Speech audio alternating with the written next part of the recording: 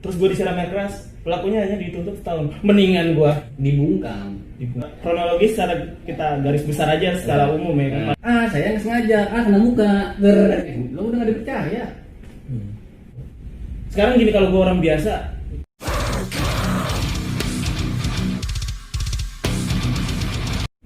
Hey yo, balik lagi di channel Hai Records. yuk Apa kabar? kabar, lu gimana kabar? Alhamdulillah sehat. Seperti yang gue bilang sebelumnya kepada teman-teman gue, cuma batin ini doang yang tidak baik. Galau berkepanjangan. Bukan galau, Apa apa namanya?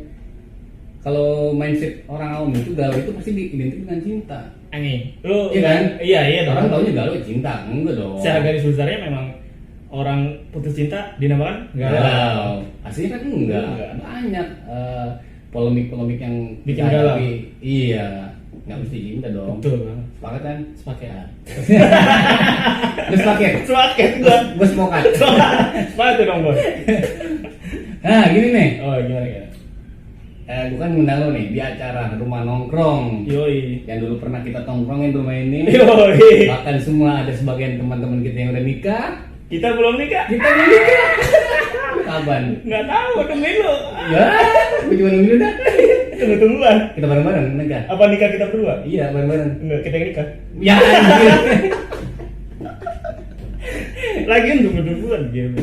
Nah, gitu. Gue sih masih gak nyangka sih teman-teman kita itu udah nikah. Iya, soalnya apa ya? Main bareng, Main bareng, sering ya. ngabisin waktu bareng. Itu yang bikin gak nyangka sih ya. Mungkin saking Iya, saking itu. dekatnya kita sepemikiran, satu frekuensi. Benar. Semakin gini, gue punya apa namanya? Teori gini, semakin umur kita bertambah, semakin dikit pertemanan kita. Lingkungan pertemanan kita. Gue temenan sama lu bahkan 2015, itu hitungannya baru. 2012 15 itu. Masih? Kan naik merbabu tuh. Apa sekarang yang berbabu ya? Yoi, naik merbabu. Iya. Nah, jadi gini nih. Gimana? Sebelumnya kan gue bikin snapgram di Instagram. Yep, bener banget. Itu snap gue itu bilang gini, kira-kira ngobrolin apa ya? Jadi untuk bahan konten gue selanjutnya. Betul banget. Itu salah satu nih yang nge-DM gue nih, ngerespon dari snapgram gue. Lu ngirim nih, Ban, bahas kasus novel yuk.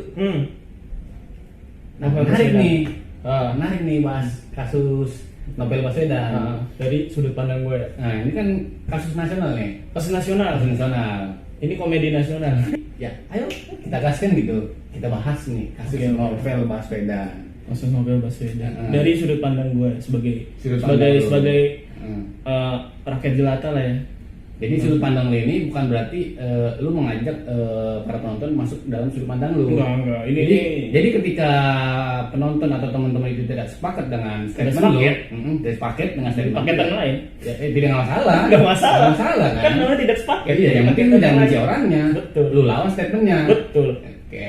Nah, gue nanya nih, kenapa lu pengen bahas kasus Novel Baswedan di acara rumah nongkrong? Gini Bang, gini. Kasus Novel Baswedan ini kan kasus yang booming dari 2017. Oke, 2017. Berarti 3 tahun yang lalu. 3 tahun yang lalu. Ah. Kasusnya secara garis besar gini, Pak Novel Baswedan ini adalah penyidik senior di KPK. Ya. Beliau udah memecahkan kasus-kasus korupsi yang banyak banget melibatkan elit-elit nasional, orang-orang penting di negeri ini. Track recordnya bagus lah. Track recordnya sangat mengerikan buat orang yang bermasalah dalam tanda kutip. Berarti track record itu patut diperhitungkan oleh Patut diperhitungkan. segelintir orang yang bermasalah gitu. Segelintir orang yang bermasalah. Nah, dari 2017 itu ada segelintir orang yang ingin membungkam suaranya dengan cara penyiraman air keras ke Pak Novel Baswedan.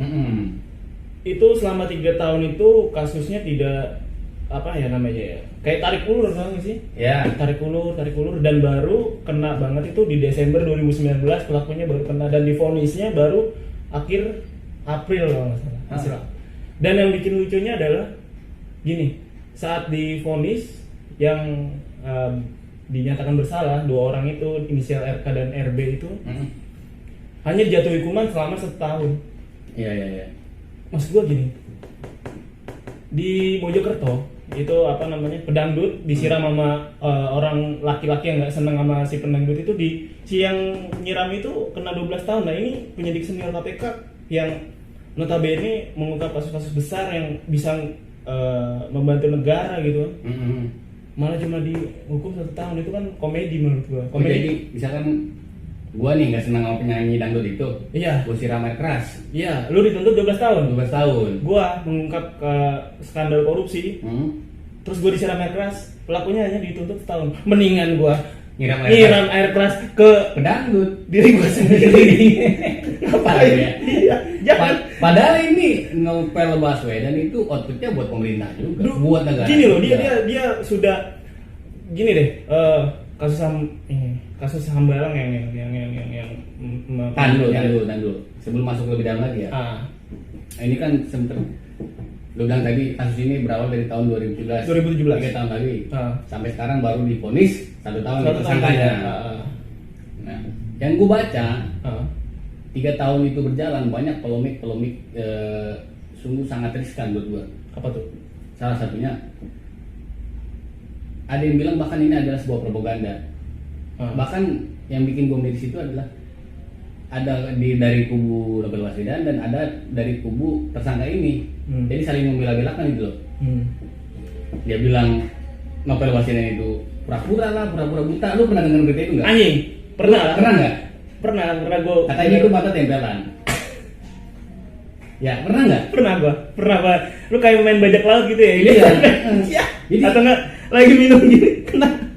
banyak polemik gitu loh. Polemik yang anjing. Nah, makanya sebelum kita bahas lebih dalam, kita tuh ngebahas di acara Rumah Krong ini, kita ingin membahas atau menilai ini secara objektif. Tanpa harus memihak salah satu. Jadi ada terlihat adil gitu loh. Jadi kita ngambil secara sudut pandang yang umum aja gitu loh. Nah, lanjut.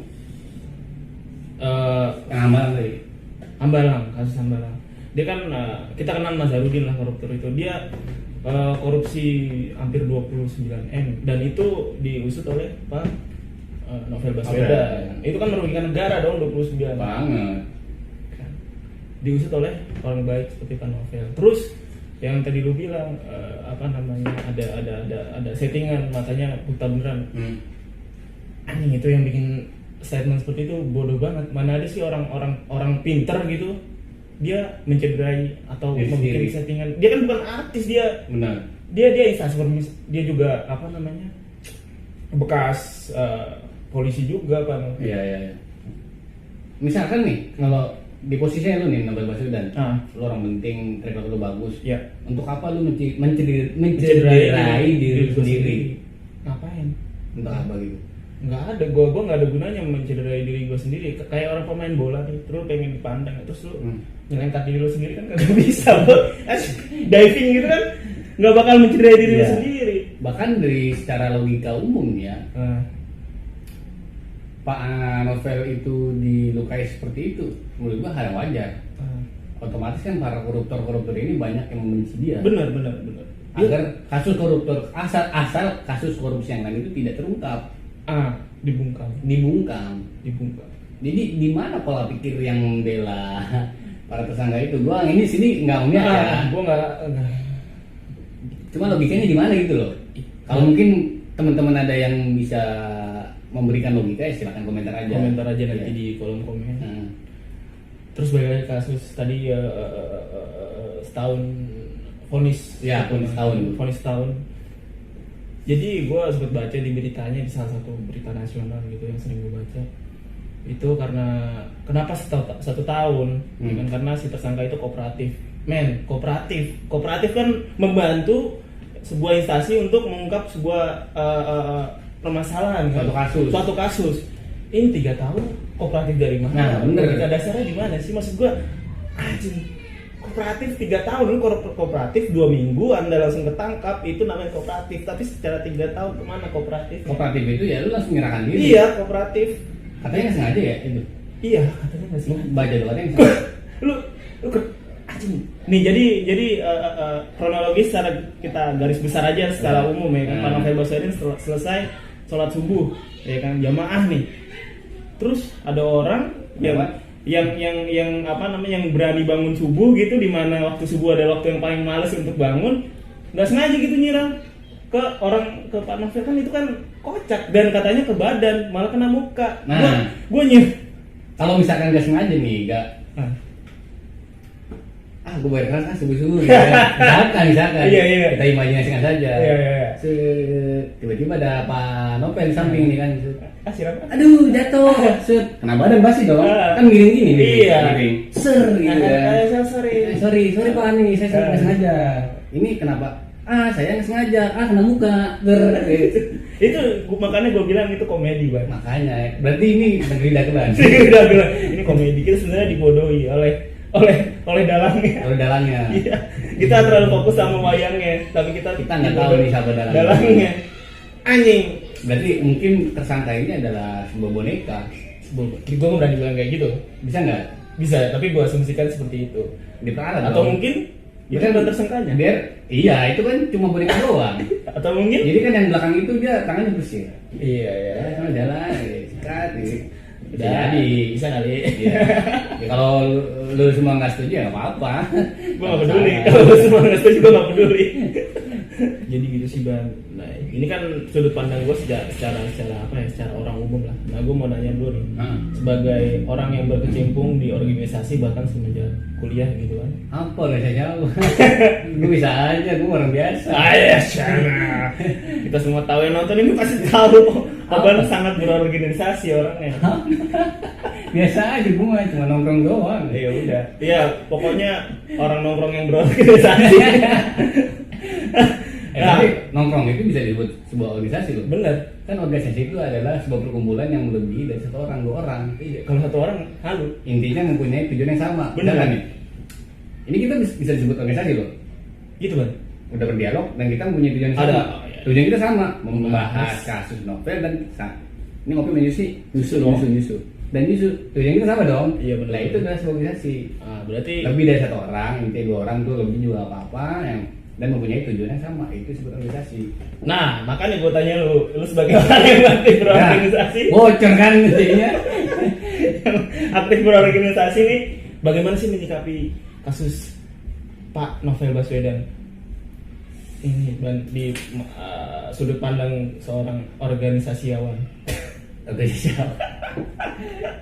Itu ada kalimat organisasiawan nggak sih ya?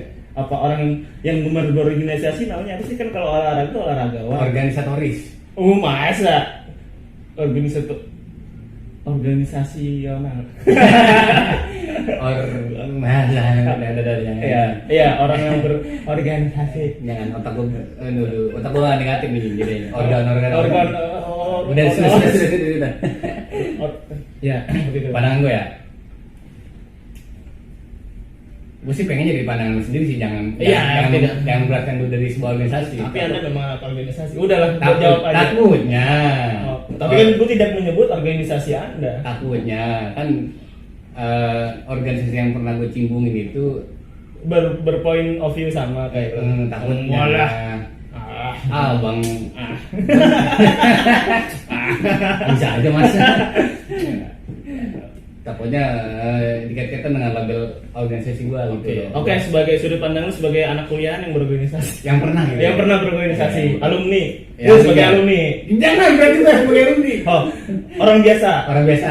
Sebagai orang biasa yang pernah belajar gitu yang aja. pernah belajar. Ya. Gimana? Normatif sih kata gua. Maksudnya? Yang namanya politik itu kejam. Politik itu kejam. Politik itu kejam. Terus politik itu senang. Nah, politik itu harus menang. Tergantung caranya itu dia ngambil jalan seperti apa. Mau ngambil jalan yang baik atau jalan yang buruk. Dan yang diambil oleh tersangka itu jalan yang buruk. Jalan yang buruk. Dia sampai melukai korban. Ini kan bisa disebut sebagai politik. Ini aja Nabi Muhammad juga pintar dalam berpolitik. Benar. Pintar dalam diplomasi. Cuma caranya itu baik. Oke. Tidak melukai. Oke. Cuma kesini-sini sampai ke zaman modern seperti ini banyak yang melakukan dengan cara-cara yang tidak baik sampai membunuh moralnya, melukai fisik, bahkan menurut gua lebih parah itu melukai moral. Kemana-mana nggak dipercaya. Mending lu matiin gua aja daripada lu ngebunuh moral gua. Bukannya kita Bunuh aja raga gua nih daripada lu ngebunuh moral gua, bener nggak? Ini dibunuh di karakter lu nih. Kemana-mana lu nggak percaya. Kesini lu nggak dipercaya, sini nggak dipercaya, sini lu udah nggak dipercaya. Contoh kasus Pusi Tepadila. Oh, yang lagi booming banget ya. Ya, aku menarik banget ini kasus. Dia itu salah satu tokoh yang memperjuangkan atas nama kemanusiaan. Saat itu kan dia Menteri Kesehatan itu adalah kasus flu burung. Oh, iya. Dan dia dapat mencegah itu untuk menjadi sebuah pandemi. Dia tuh, Bu. Iya. Gua nonton kan itu udah podcastnya dengan Deddy Kobuzer. Deddy bertanya kepada Siti Badila, Bu Siti Badila, dengan cara apa Bu untuk mencegah Agar flu burung ini tidak terjadi sebagai pandemi dengan politik, kata beliau. Aneh kan? Kok suatu penyakit atau sebuah wabah itu dengan politik? Kenapa nggak dengan vaksin? Iya kan? Iya, muncul pertanyaan itu. Beliau menjawab Siti Badila dengan cara politik, bukan dengan cara vaksin. Kenapa? Ya karena balik lagi ada kepentingan. Intinya politik itu ada sebuah kepentingan Bagi salah satu atau sebagian pihak. Iya. Nah ini kasus. Oh ntar dulu sebelum masuk ini. Nah setelah berhasil Bu Siti Badila pulang dari WHO, beliau langsung dipenjara. Oh itu pas banget dia pulang dari WHO. Iya, nggak tahu berapa harinya lah, pokoknya pulang dari sana. Dengan beliau dugaan dipenjara. korupsi. Dengan dugaan korupsi dan tanpa bukti-bukti, hakim langsung memvonis beliau dipenjara tanpa adanya bukti. Berarti ada lagi oknum yang ingin mengungkap Bu Siti Badila demi kepentingan politik. Dari kasus itu berarti kasus Novel Baswedan ini ada sebuah kepentingan dan politik juga. Kepentingannya itu ya para koruptor itu nggak mau tercium permainannya karena di situ dia mempunyai kepentingan. Iya. Gitu loh. Menurut gua kalau pandangan yang gua ya sebagai berorganisasi itu ya hal yang normal, cuma caranya itu nggak baik. Caranya normal. Iya. Itu pandangan gua.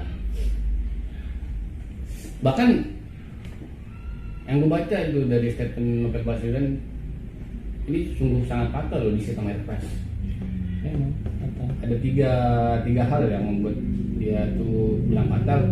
Yang pertama itu yang pasti melukai fisik. Yang pasti dong. Pasti kita udah kelihatan buktinya. Iya. Yang kedua adalah psikis dari ngedon dong. Iya. Bebas Novel wajar. Yang ketiga itu adalah ekonomi. Kenapa? Berkaitan dengan dua hal yang sebelumnya. Fisik rusak, psikis juga rusak. Bagaimana dia mau kerja? Bener nggak? Benar sih. Bagaimana dia mau menafkahi keluarganya? Itu tadi Politik itu kejam. Seni juga sih. semi berpolitik. Banyak dinamikanya. Kasus Pak Novel Baswedan. Itu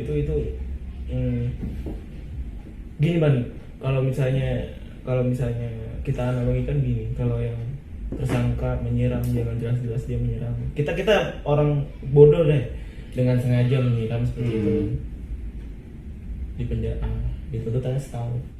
Sekarang gini, kalau gue orang biasa, seandainya gue orang biasa terus gue nyiram Pak Novel Baswedan, apa yang terjadi sama gue? Ya kan, gue bisa dipenjara seumur hidup, bisa keluarga gue bisa diancam. Cuma udah berniat membunuh. Makanya itu ada sila kelima itu untuk para koruptor bunyinya gini Bang, keadilan sosial bagi orang dalam. Nggak merata ya? Tidak, bukan keadilan sosial bagi seluruh, keadilan sosial bagi orang dalam. Bukan orang luar. Bukan orang luar, apalagi orang biasa. Lagi orang dalam. Yang di dalam itu enak keluarin di dalam. Aduh, apa tuh, kita belum nikah nih. Jangan jujur lah. Maksudnya kan kata ada gini, boleh keluar asal di dalam. Itu kata Apip yang kemarin. Oh, kata bener. Kata narasumber kemarin ya. Iya. Keren tuh Apip tuh. Harusnya ada di sini dia. gitu loh. bahas politik di Bahas negeri politik, itu iya. tidak akan ada habisnya, Bang. Dan Gue cinta negara ini, tapi gue nggak percaya pada pemerintahan. Kalau gue pribadi. kalau kalau lu pribadi, Iya. kalau gua cinta negara ini dan gua tidak percaya dengan pemerintahan. Sama dong. Mungkin ada perombakan total bagi pemerintahan. Hmm. Perombakan total. Terus, pendidikan dari awalnya deh itu harus di Yang penting pendidikannya ya. iya pendidikan pendidikan harapan siswa itu harus Nah itulah gue pengen sebenarnya banyak banget yang pengen gue bahas nih dari kasus ini. Cuma Tapi- apa ya? Ya gue nggak menapik, gue pengen main aman. nah entar tiba-tiba di depan ada tukang bakso pakai wangi-wangi. Iya, Gua mau apa? Ntar gue dijustifikasi sama netizen. Justifikasi sama netizen. Statement anda yang seperti ini kan. Ya udahlah kita diskusi di belakang kamera aja ya. Oh, siap, Bang. Ayo. Lebih aman.